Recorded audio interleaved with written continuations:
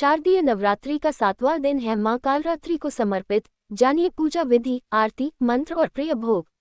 नवरात्रि के 7वें दिन मां कालरात्रि को समर्पित है। मां कालरात्रि को कई नामों से जाना जाता है। महायोगीश्वरी, महायोगिनी और शुभंकरी भी मां के ही नाम हैं। भक्त मां कालरात्रि की आज के दिन विशेष पूजा अर्चना करते हैं। माना जाता है कि इस दिन तंत्र मंत्र के साधक भी मां कालरात्रि की आराधना में लीन रहते हैं।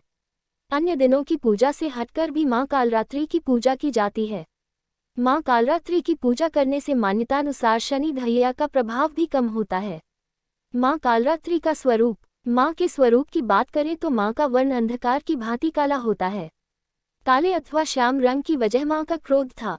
पौराणिक कथाओं के अनुसार असुरों के प्रकोप और हाहाकार से मां भयंकर रूप से क्रोधित हो गई थी, जिससे उनका रंग श्यामल हो गया। मां कालरात्रि 4 भुजाओं वाली हैं और शिव की तांडव मुद्रा में नजर आती हैं। मां की आंखों से अग्नि की लपटें निकलती हैं। एक हाथ में मां शत्रुओं की गर्दन और दूसरे में तलवार पकड़कर युद्धस्थल पर निकलती हैं। मां की सवारी गर्दभ यानी गधा होता है।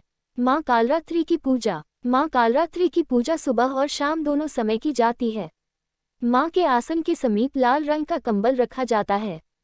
इसके पश्चात मां के समक्ष घी का दीपक जलाते हैं। मां को रोली, अक्षत, चंदन के साथ ही लौंग, बताशा और हवन सामग्री अर्पित की जाती है।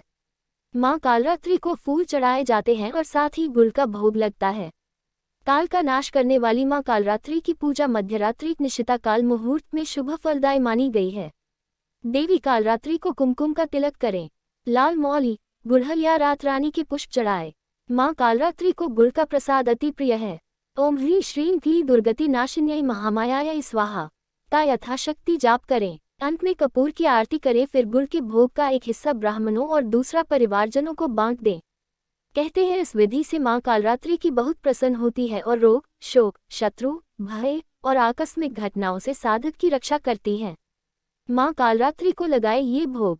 नवरात्रि में देवी मां के 7वें स्वरूप कालरात्रि माता को गुड़ का भोग प्रिय है। 7वें नवरात्रि पर मां को गुड़ का नैवेद्य चढ़ाने व उसे ब्राह्मण को दान करने से शोक से मुक्ति मिलती है एवं आकस्मिक आने वाले संकटों से रक्षा भी होती है। इसके अलावा गुड़ का भोग लगाकर उसे प्रसाद के रूप में खाना सेहत के लिए भी फायदेमंद है। मां कालरात्रि के मंत्र। क्लीं श्रीं कालिकायै नमः। ओम फट् शत्रून् साघय घातय।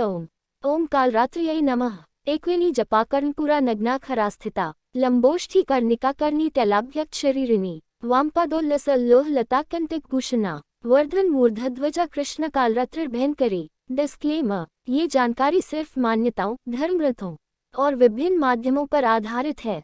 किसी भी जानकारी को मानने से पहले विशेषज्ञ से सलाह लें। Thanks for watching. Please like, share and subscribe my channel.